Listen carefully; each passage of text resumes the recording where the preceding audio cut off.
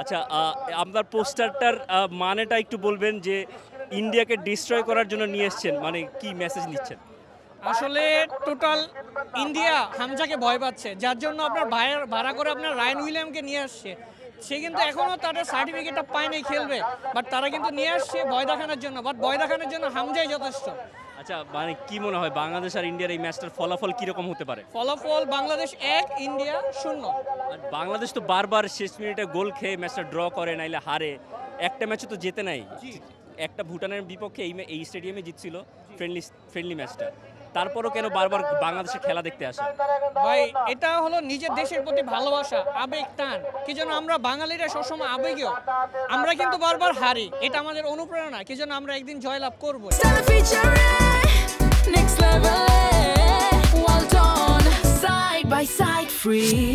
বাংলাদেশ ভারত ম্যাচের মধ্যে একটা আলাদা উত্তেজনা থাকে, কারণ আমরা ভারত আমাদের প্রতিপক্ষ, ওদের সাথে আমরা খেলতে ভালো লাগে, তাই ওদের সাথে খেলা দেখো আমাদের ভালো লাগে, তাই ওদের সাথে খেললে আমাদের একটু আনন্দ বেশি পাই আর কি, তার জন্য। বাংলাদেশের ফুটবলের এই মুহূর্তে তো একটা বেশ আগ্রহ দর্শকদের মনে সৃষ্টি হয়েছে। এই ভারতের বিপক্ষে তো ম্যাচ জিতলেও কিছু হবে না, এশিয়ান কাপে তো কোয়ালিফিকেশন হবে না, আর তারপরও কেন এই ম্যাচটা দেখতে আসা? তারপরও যে কারণে হামজা চৌধুরী যে এটা ইউরোপের প্লেয়ার আমাদের বাংলাদেশে আসছে খেলার জন্য, তা তো আমাদের সৌভাগ্য, তার খেলা দেখতে আমাদের ভালো লাগে, তার জন্য আর কি আসা। বাংলাদেশ আর ভারত যে ধরনের উত্তাপ এখানে দেখছি, দর্শকদের যে উন্মাদনা, কি মনে হয় ম্যাচের রেজাল্টটা যদি আপনার কাছ থেকে জানতে চাই, আপনার একটা প্রেডিকশন? না, ধন্যবাদ।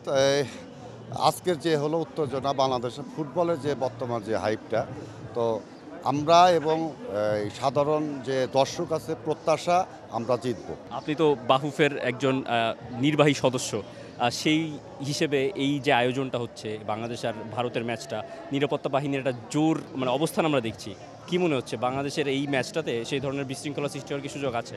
না, আমরা তো এই বিগত ম্যাচের থেকে আমরা আরও অনেক সুশৃঙ্খলভাবে আমরা আয়োজন করেছি।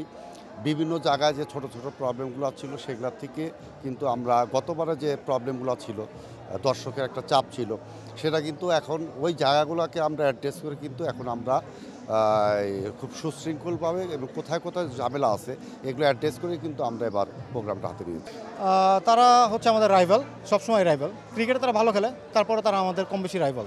আর ফুটবলে আমরা ভারতকে কখনোই কাউন্ট করি না।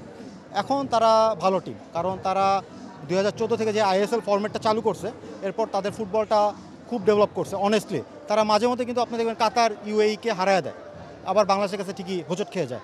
এটাই হচ্ছে ওদেরকে হারানোর মজা, যে ওরা অলওয়েজ নার্ভাস থাকে বাংলাদেশের এগেইনস্টে। এই ম্যাচের প্রেডিকশন যদি জিজ্ঞেস করি? 2-1 বাংলাদেশ। বাংলাদেশের টিকিট তো প্রায় 4-5 মিনিটে সোল্ড হয়ে গেছিল, আপনি কীভাবে টিকিটটা কাটলেন? একদম ঠিক 2টা বাজার কিছুক্ষণ আগে থেকেই বসেছিলাম, জাস্ট 2টা বাজছে আর আমরা হলো যে মানে জাস্ট ট্রাই করে গেছি। সো আমরা ইনফ্যাক্ট আমরা সিলেক্টও করিনি, অটোমেটিক দিয়ে জাস্ট 4টা টিকিট নিয়ে নিছি।